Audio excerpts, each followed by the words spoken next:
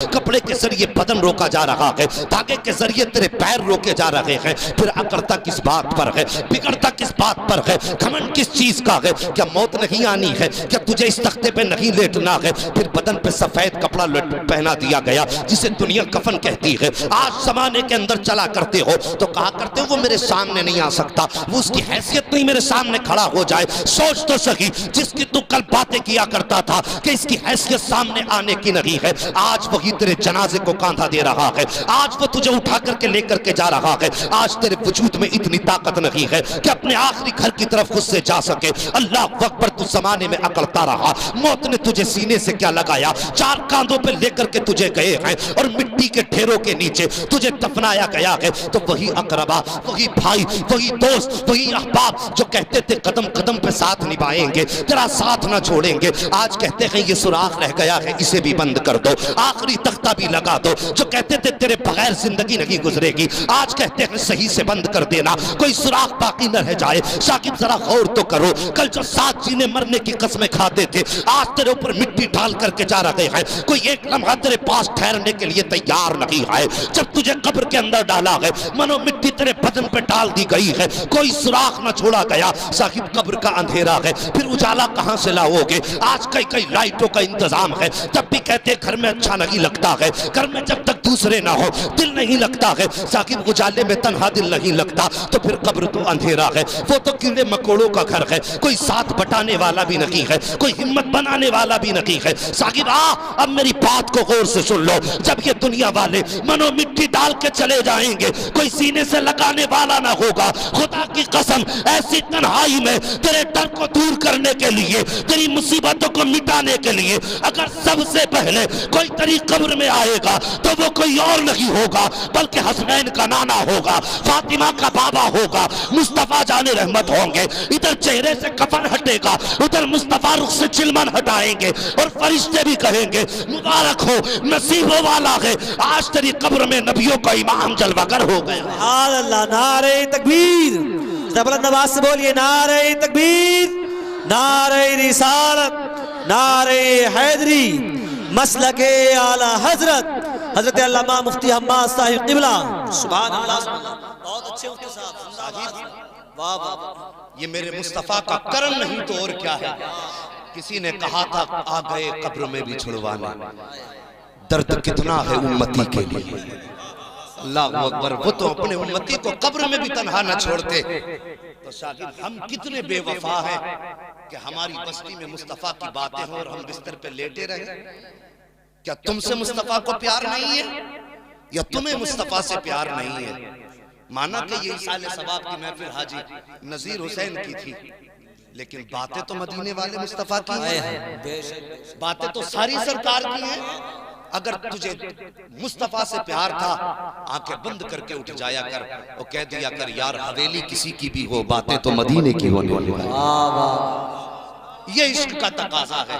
आज मेरा ईमान कहता है नबी की हदीस के मुताबिक, आका करीम इरशाद फरमाते हैं जब तुम किसी मरने वाले को कब्र में दफना के आते हो ना, तो उसकी मिसाल मुस्तफा फरमाते हैं कल गरीकिल मुतगव्विस, ऐसे शख्स की तरह है जो समंदर में डूब रहा हो और गोते खा रहा हो। जिसे तुमने कब्र में उतारा उसकी मिसाल ऐसे है जैसे समंदर में डूबने वाला इंसान गोते खाता हो। बड़े बड़े लोग बैठे हुए हैं, सफेद बालों वाले तजर्बाकार लोग हैं, सब जानते हैं जब बंदर डूबता है तो हर तरफ हाथ मारता है जी। अगर एक घास का तिन का हाथ आ जाए तो उसके सहारे से किनारे लगना चाहता है। ऐसे ही होता है ना, किसी ने कहा था डूबते को तिनके का सहारा काफी होता है।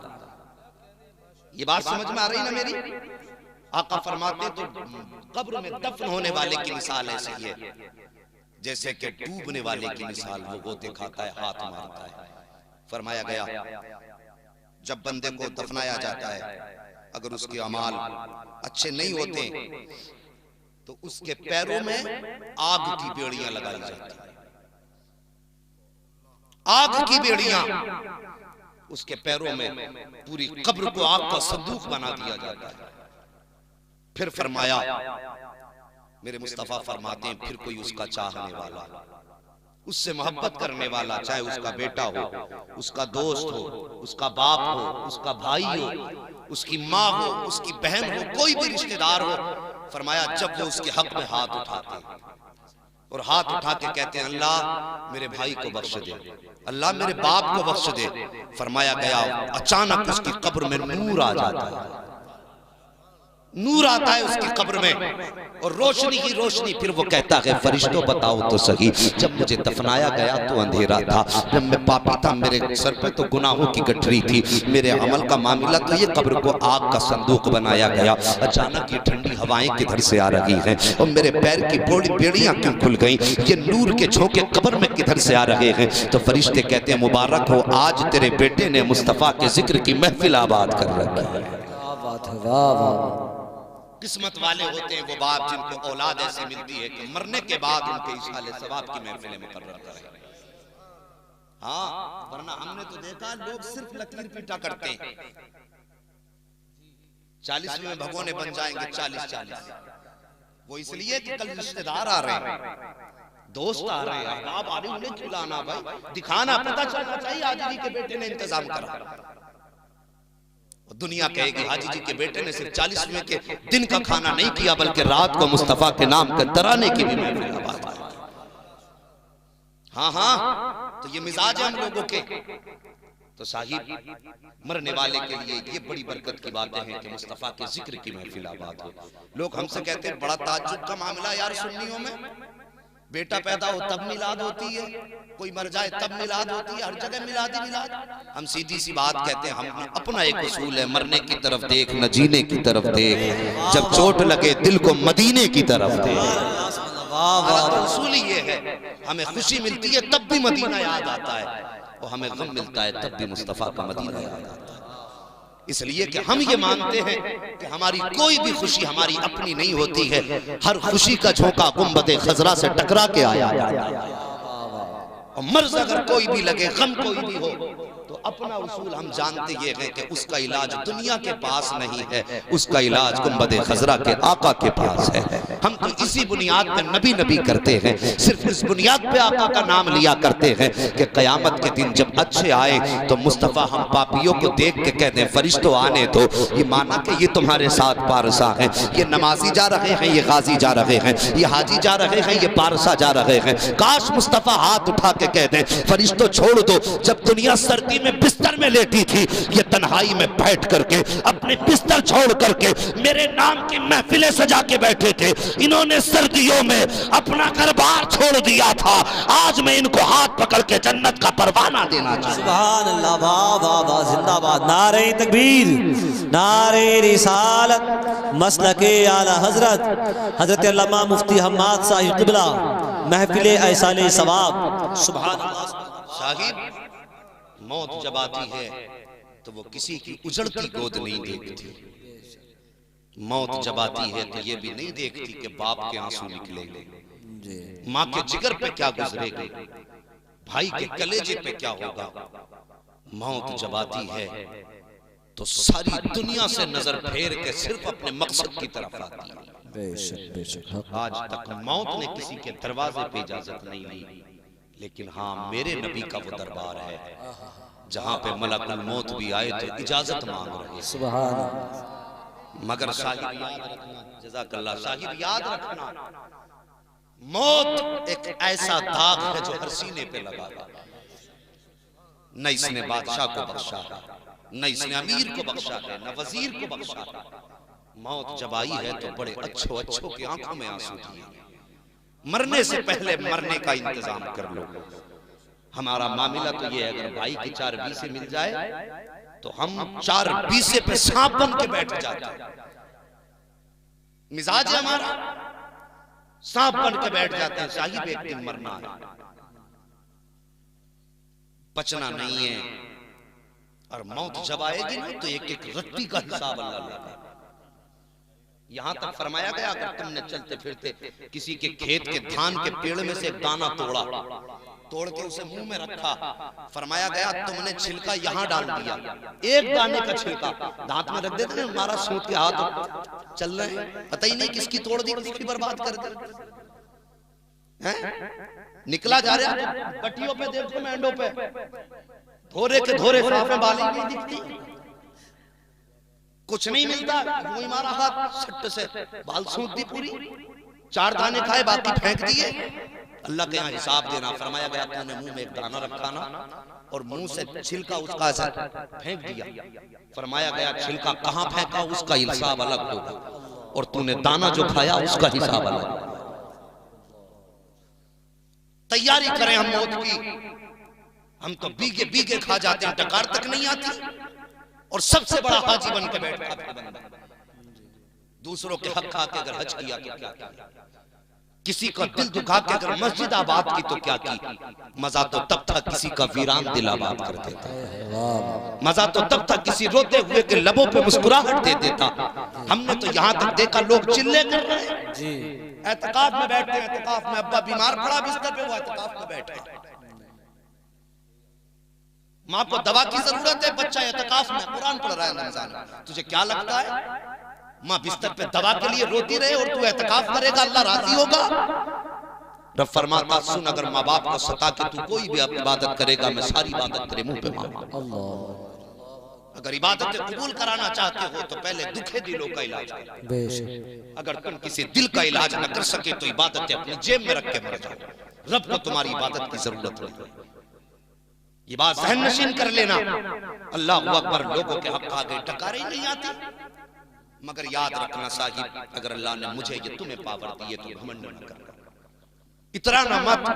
अल्लाह ने अगर ताकत दी है तो ये मत सोच लेना जहां तक नजर जा रही हो सब अपनी अपनी। कहते हैं ना अमीर के जबर के दौरे कब्र भी अच्छी नहीं है। एक कहावत है बड़े बूढ़ों में हमने सुनी है साहब, हमें कहा जाता है कि जबर के दौरे कब्र भी अच्छी नहीं होती। तो मैं कहता हूँ साहिब एक बात याद रखो, तुम ये मत समझ लेना अगर आज कोई गरीब है तो उसकी कोई सुनने वाला नहीं है, उसका कोई हिमायती नहीं है, उसका कोई हमदर्द नहीं है, ये मत सोच लेना। याद रखना मेरे आका फरमाते हैं कांटा उम्मती को लगता है तो दर्द मदीने वाले को हुआ करता है। अल्लाह अकबर। मेरे नबी ने ऐलान फरमाया था मेरे सहाबा ऐसी छत पे मत लेट जाना जिस छत की 4 दीवारी ना हो, ऐसी छत पे मत लेट जाना जिसकी 4 दीवारी रुकावट ना हो। सहाबा अर्ज करते हैं आका किस लिए? मेरे नबी फरमाते हो सकता है किसी को नींद में चलने की आदत हो सकता कोई नींद में उठ के चलने लगे, अगर 4 दीवारी नहीं होगी तो पैर फिसलेगा, मेरा उम्मती नीचे गिर जाएगा। आका फरमाते सहाबा जब उम्मती नीचे गिरेगा तो उसका हाथ टूटे या उसका पैर टूटे उसको चोट बाद में लगती है, मदीने वाले को दर्द पहले हुआ करता। खंजर चले किसी पे तड़पते हैं हम अमीर, सारे जहां का दर्द हमारे जिगर में है। मेरे नबी ने उम्मत से इतना प्यार किया, किसी को सताने से पहले 100 बार सोच लेना। माना कि दुनिया में प्रधान प्रधान सब इसके खिलाफ है, मगर याद रखना मदीने वाला अपने कमजोर उम्मती के साथ है। और खुद मेरे आका ने फरमाया मैदान क़यामत में मैं अपने गरीब उम्मतियों की सफ में खड़ा हूं। ये याद रखना मेरे नबी ने फरमाया क़यामत में अपने गरीब उम्मतियों के साथ खड़ा होगा। साहिब फिर सोचो फिर खुदाई का फैसला किधर जाएगा। अल्लाह का महबूब फरमाता है कि मैं मजलूमों के साथ खड़ा होऊंगा। अब जालिम से हिसाब हो रहा है, जालिम अपने गवाह पेश करे, अपनी सफाई पेश करे, कितनी भी सफाई पेश कर ले मगर फैसला उधर होगा जिधर महबूब खुदा खड़ा होगा। आका फरमाते हैं जालिमों की अलग जमात होगी, मजलूमों की अलग जमात होगी। सुनो रब का करम उधर बरसेगा जिधर मदीने वाले की नजरें करम पड़ती जाए। सुभान अल्लाह सुभान अल्लाह, वाह वाह वाह। किसी को सताने से पहले हमें 100 बार सोचना चाहिए, लेकिन आज पता ही नहीं है। मेड़े की मेड़े हड़प कर जाते हैं, कहते नहीं जी हैं पीछे अब्बा के जमाने में कि नाप ले यार 4 शरीक थे ना, 4 बीघे एक हो गई, मैं क्यों नापूं? जिसकी ज्यादा है वो तो नापने ही तैयार नहीं। एक बात बताऊं, एक बादशाह था, उसके महल की थोड़ी सी दीवार टेढ़ी हुई थी। जवानों बड़े बूढ़ों की जिंदगी तो गुजर गई और अब हमें अपनी जिंदगी गुजारना है। बस बहुत गौर से इस बात को सुनना। उसके महल की दीवार थोड़ी सी टेढ़ी हो रही थी इस वजह से कि उस जगह पे गरीब खातून का झोपड़ा था। बादशाह कहने लगा अपना झोपड़ा हटा ले, कहीं और जमीन ले ले। खातून कहने लगी इस मकान से मेरे बुजुर्गों की यादें जुड़ी है, मैं ये हवेली नहीं छोड़ सकती। तेरी नजर में ये फूस का छप्पर है लेकिन मेरी नजरों में ताजमहल से ज्यादा अजीज है। जवानों बुजुर्गों की यादें मिटाया ना करो, इनको देखने में बड़ों के बाद बड़ों की यादें ताजा हो जाती हैं। बाप के हाथ की अगर कोई दीवार है तो उसे सलामत रखना, इसलिए कि जब कभी बाप की याद आए ना, बाप की बनी दीवार देख लेना, अल्लाह की कसम ऐसे ठंडक दिल पे पड़ जाएगी जैसे बाप का चेहरा देख लिया। हाँ हाँ, अपने बुजुर्गों की यादें मिटाया ना करो, ये मुसीबत वक्त में तसल्ली देने के काम आती है। जब आंखें बरसती हैं तो खुदा की कसम फिर यही दीवारें आंखों को ठंडा किया करती हैं। खातून ने कहा था मैं इसे नहीं बेच सकती और ना इसे छोड़ सकती हूँ, इसके बदले में सारा जमाना भी देगा तो मेरे किसी काम का नहीं है, इसलिए कि इससे मेरे बुजुर्गों की यादें ताज़ा होती हैं, इससे मेरे गुजरों के यादें जुड़ी हुई हैं। खातून ने इतना का इनकार कर दिया। इत्तेफाक से खातून घर छोड़ के कुछ दिन के लिए कहीं चली गई। जब वापस आई तो क्या देखती है, उस जगह पे झोंपड़ा नहीं था, उस जगह पे उस औरत का मकान नहीं था। उसने आके लोगों से कहा, लोगों मेरा मकान क्या हुआ? मैं जब गई थी तो अपना मकान छोड़ के गई थी। लोगों ने कहा, खातून जब तूने घर छोड़ा बादशाह को मौका मिल गया, इसने वजीरों को हुक्म दे के तेरा मकान तोड़वा दिया और उसकी अपनी दीवार महल की सीधी कर ली है। अल्लाह अकबर, खातून ने इतना सुना है। तुम्हें क्या लगता है एक बादशाह का मुकाबला एक बूढ़ी औरत कैसे कर सकती थी? वो बूढ़ी औरत जिसके सर पे न शोहर का साया है, न घर के अंदर बेटे का नाम का चिराग जलता है, आज तन्हा खातून है। अल्लाह अकबर, जैसे उसने अपने घर के टूटने की दास्तान सुनी, उसका दिल टूट जाता है, आंखें बरसने लग जाती है। मजबूर थी, क्या करती? दुनिया देख रही थी कि कुछ देर रोएगी, चुप हो जाएगी, लेकिन दुनिया को पता ना था अगर बादशाह के पास ताकत है तो उसके पास भी कोई ताकत जरूर होगी। उस खातून ने टूटा घर देखा, आंख में आंसू आए और यूं दामन फैलाया और आसमान की तरफ निगाह उठा के कहती है, ए मेरे परवरदिगार, माना कि मैं अपने घर में नहीं थी, मुझे तो अपना घर नहीं दिखाई दे रहा था, लेकिन तुझे तो दिखाई दे रहा था। माना कि मैं नहीं थी लेकिन तू तो मौजूद था। ए परवरदिगार, ये मेरी अदम मौजूदगी में टूटा, मुझे गम नहीं है, लेकिन तेरी मौजूदगी में टूट गया, ये सदमा उठने नहीं देता। अल्लाह अकबर, इतना कहना था, अचानक जमीन फट जाती है, पूरा महल जमीन में चला जाता है। खातून कहती है, ओ दुनिया वालों, किसी को तन्हा मत समझना, जिसका कोई नहीं होता उसकी खुदा की रहमतें हुआ करती। सुभान अल्लाह, नारे तकबीर, नारे रिसालत, मसलके आला हजरत, उलमाए अहले सुन्नत, हजरत अल्लामा मुफ्ती हम्माद साहिब क़िबला, सुभान अल्लाह जिंदाबाद। साहिब बड़े बड़े गए, खाली हाथ थे। बड़े बड़े बादशाह सिकंदर ने कहा था, जब मेरी मौत आ जाए मेरे दोनों हाथ कफन के बाहर निकाल दे। सिकंदर कहा कि जब मेरी मौत आ जाए तो मेरे दोनों हाथ बाहर निकाल देना। लोगों ने कहा, सर जनाब मोहतरम, ये तो उसूल के खिलाफ है, आप हाथ क्यों निकलवा रहे हैं बाहर? कहने लगे, ताकि दुनिया को ये पता चल जाए, दुनिया में बादशाहत करने वाला सिकंदर, दुनिया पे राज करने वाला सिकंदर, जब माँ के पेट से दुनिया में आया था तब भी खाली हाथ था, और जब दुनिया से गया था तब भी खाली हाथ था। कुछ तो तैयारी कर ले हम, हराम लुक्मों से बचो। आज साइंस ने तहकीक की कि नस्लें 80% हराम कमाई से बिगड़ रही है और 20% मुआशरे से बिगड़ गई। मुझे एक बात बताओ, अब मैं अक्सर खेत वाले लोग हैं, अगर हम खेत में गलत इलाज के लिए गलत दवा डाल दें तो फसल खराब होती है क्या आबाद होती है? गलत दवा डालने से फसल खराब होती है, हराम रोजी खिलाने से नस्ल खराब होती है। ये याद रखना। आज अगर हमारे हाथ रोजी ना लगे, जायज की ना मिले, तो हम में से कुछ लोग ऐसे हैं जो हराम हलाल की तमीज नहीं करते।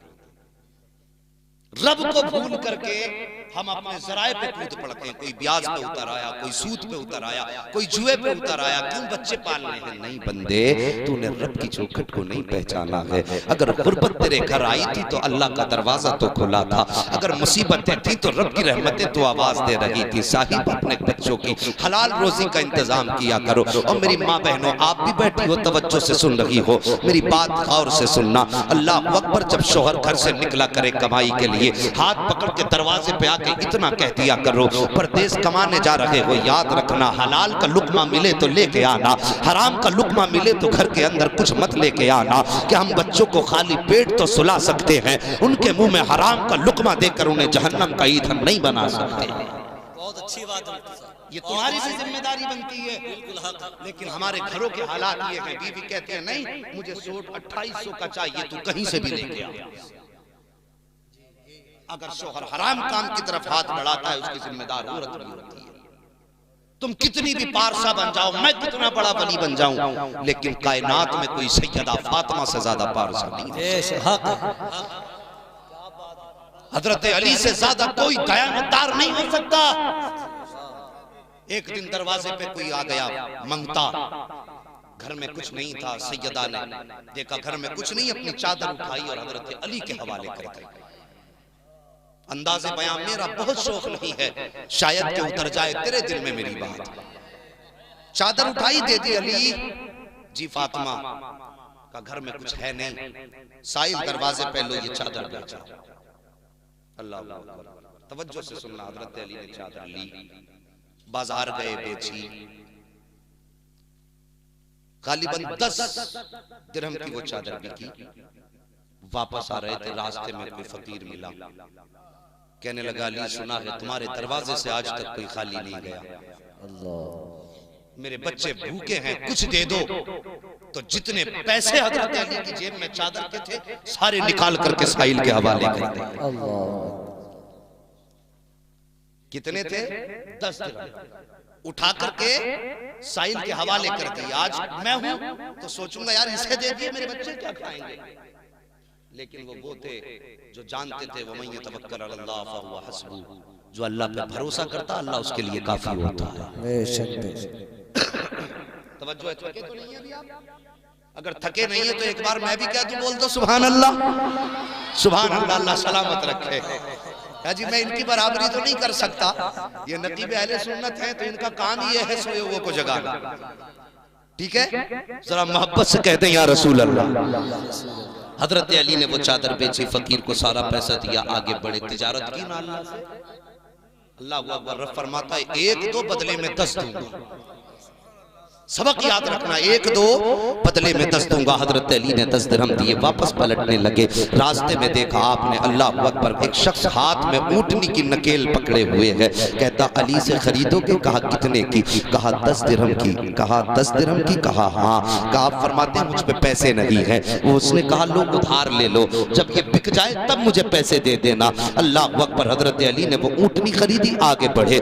थोड़ी आगे गए थे, खरीदार खड़ा था। उसने कहा ली ऊँटनी बेचते हो? कहा हाँ। कहा कितने की? कहा तुम बताओ कितने की लोगे? उसने कहा 120 दिरहम की। अल्लाह अकबर। 120 दिरहम में सौदा हुआ है या 110 दिरहम में सौदा हुआ?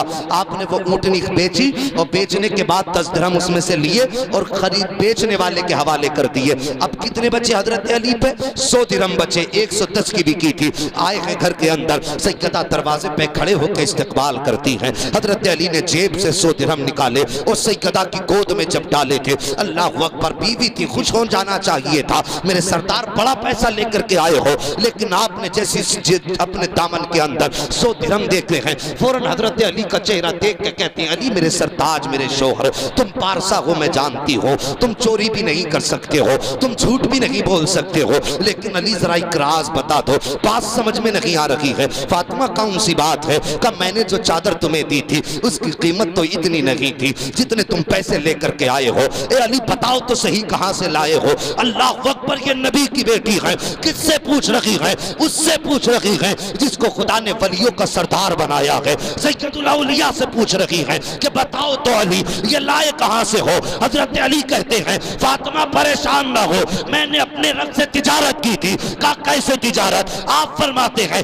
आपकी चादर 10 दिरहम में बिकी थी, मैंने 10 के 10 अल्लाह के नाम पे दे दिए। रब फरमाता है 1 दोगे 10 दूंगा, मैंने 10 दिए थे, अल्लाह ने बदले में 100 अता फरमा दिया। सुभान अल्लाह, सुभान अल्लाह,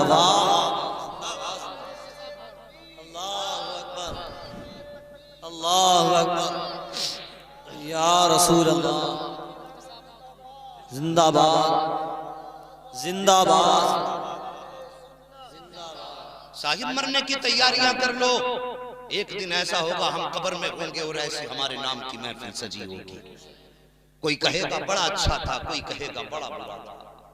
कम से कम ऐसे होके मरना, कोई ये ना कह सके अच्छा हुआ दुनिया छोड़ तो गया। ऐसे होके मत मर जाना कि तुम्हारे बाद कोई ये कहे कि सुकून मिला उसके मरने से, जान तो छूटी। अगर ऐसा हो गया तो फिर सोच लेना कब्र में भी खैर नहीं है, हश्र में भी खैर नहीं। आखिरत की तैयारियां करो जवानों, बुजुर्गों, माँ बहनों। मैंने कहा था हलाल की तरफ बढ़ो, हराम से बचते रहो, हराम से बचते रहो। आओ एक बात याद आ गई, बड़ी तवज्जो से इस बात को सुनना। एक बड़ा गरीब आदमी था, घर में फाके कई दिन से, कभी मिल जाता कभी खा लेते, कभी नहीं मिलता कभी फाके, ऐसे जिंदगी गुजरती रही। एक मर्तबा ऐसा हुआ 2 दिन गुजर गए, बच्चों को कुछ खाना ना मिला। बीवी कहने लगी मेरे सरताज, मेरे शोहर, अब बच्चों की भूख देखी नहीं जाती, जाओ कोई हिला करो, कोई तलाश करो, कहीं से रोजी ढूंढ के लाओ। तवज्जो है भाई, थक के तो नहीं बैठे, हाँ कि जाओ कुछ रोजी ढूंढ के लाओ। शोहर ने कहा ठीक है, फजर की नमाज पढ़ी और शोहर ने कहा लाओ थैला दो, मजदूरी हो गई तो राशन लेके आओ। एक बात याद आ गई, जवानों एक बात कह दूं, कड़वी है, सभी से ताल्लुक रखती है, ये बातें करने के हैं, बस मोहब्बत से जरा सुन लो भाई, बोल दो जरा सुभान अल्लाह। मेरी बात तवज्जो से सुनना, बात सभी से ताल्लुक रखती है। मजदूर वो बूढ़ा कहने लगा कोई थैला दे दो, शाम को मजदूरी हो गई तो बच्चों के लिए राशन लाओ। आज हम जमींदार लोग गरीब लोगों से खेतों में मजदूरी कराते हैं और मजदूरी करा के फिर उसको 10-10 दिन तक टालते हैं कि आज हिसाब नहीं हुआ, आज दूध का पैसा नहीं मिला, जमीन का पैसा नहीं मिला, आज मील का पैसा नहीं मिला, आज बैंक बंद थी और तुमने 8 दिन टाल दिया। तुम्हें मालूम है ये भी तो हो सकता है जब वो सुबह घर से आया हो, बच्चों से कह के आया हो शाम को आऊंगा तो राशन लेके आऊंगा, तूने तो इतना कह के बिस्तर पे लेट गया, आज नहीं कल मिलेगा। लेकिन क्या तूने उस घर के अंदर झांक के देखा? क्या मालूम बच्चे दस्तरखान बिछाए बैठे हो, क्या मालूम बीवी ने अपने बर्तन समेट के रखे हैं, शोहर आएगा तो आटा लाएगा, और तूने तो जरा सी देर में ये कह के टाल दिया कि पैसा नहीं मिला। मेरे नबी फरमाते हैं कि मजदूर की मजदूरी उसका पसीना सूखने से पहले दे। सुभान अल्लाह। खुदारा रहम करो गरीबों पर, किसी से मजदूरी कराओ तो उसके हालात को भी जान लिया करो, वरना साहिब कोई मजबूरी ही होती है जो 60 साल की उम्र में बंदा मंडी में आके बिका करता है। कोई बाल सफेद होने के बाद अपनी खुशी से बोझ सर पे नहीं रखता, या तो बच्चों की भीख उसे घर में बैठने नहीं देती, या फिर बेटियों की जवानियां उसे चैन से घर में नहीं रहने देती। कोई तो मजबूरी है जिसने लाके आज चौराहे पे खड़ा कर दिया।